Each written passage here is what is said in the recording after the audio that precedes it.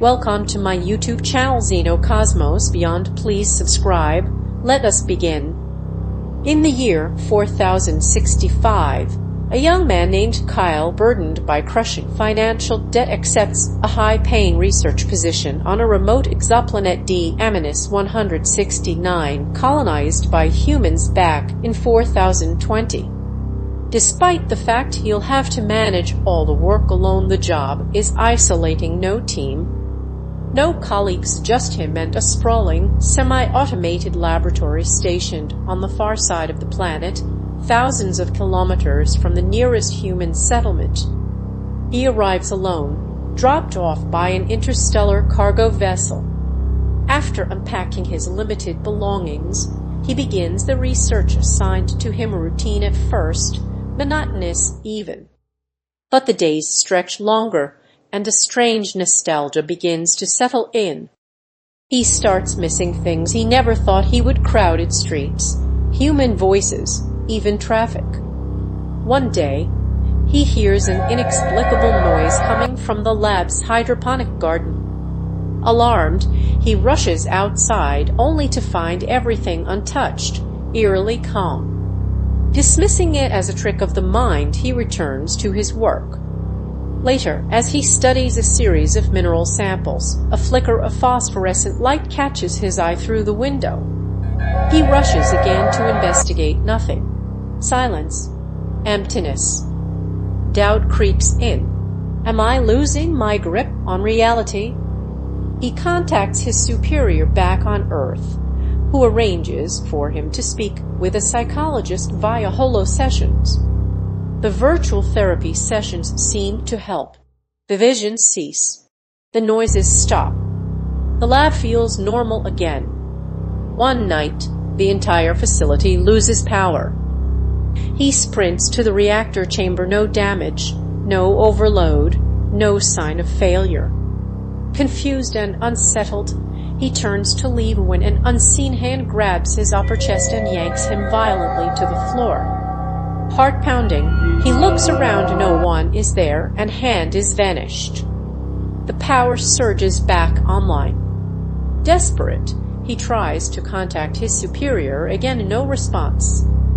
Alone and overwhelmed, he realizes the brutal truth: he cannot leave. His job loan was approved under strict contractual terms, and returning to Earth now would mean total financial ruin. Jobs back on Earth are scarce, pay is pitiful, and competition is merciless. He is stuck. Shaken, he confides everything to his psychologist. The therapist prescribes advanced neural stabilizers, which he synthesizes using the lab's pharmaceutical fabricator. Within hours, he feels the fog lift. Reassured, he tries to rationalize. This job pays well because it's hard. I just need to manage my stress. Let's start with a peaceful sleep. That night, he finally manages to fall into a deep sleep, until his eyes snap open. A pale, ghostly figure clings to the ceiling, an alien girl, her limbs moving in unnatural, fluid motions, her mouth curved in a wicked grin.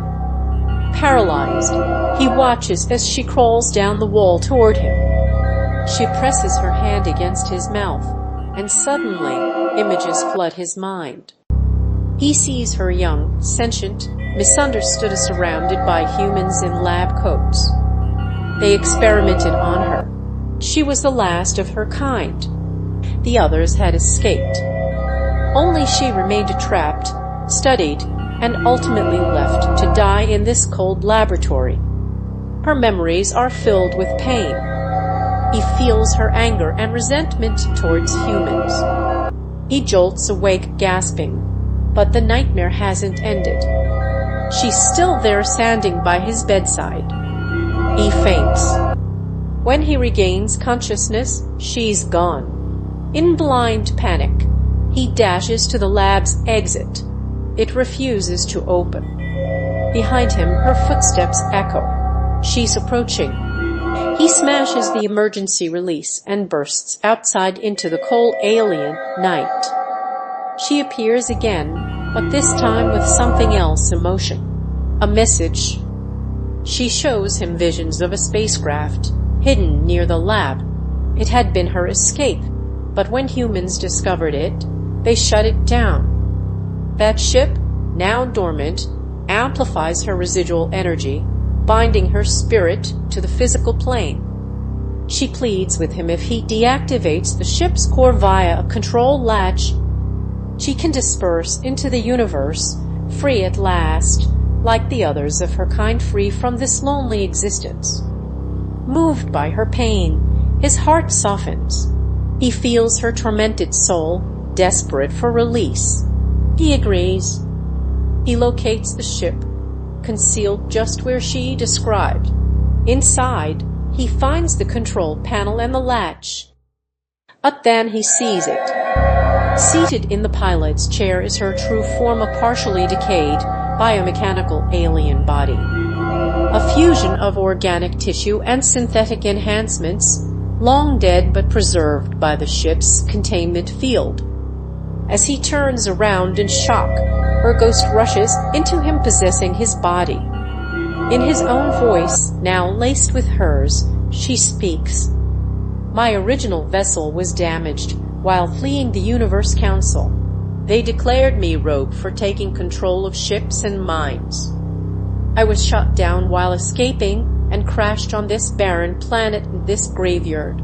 No humans came until you. I needed someone to reach the ship again. You were the key. Now I'm whole, and I'm leaving. She pilots the ship, his body now a passenger, leaving the haunted lab and the cursed world behind. And just like that, she vanishes into the cosmic dark.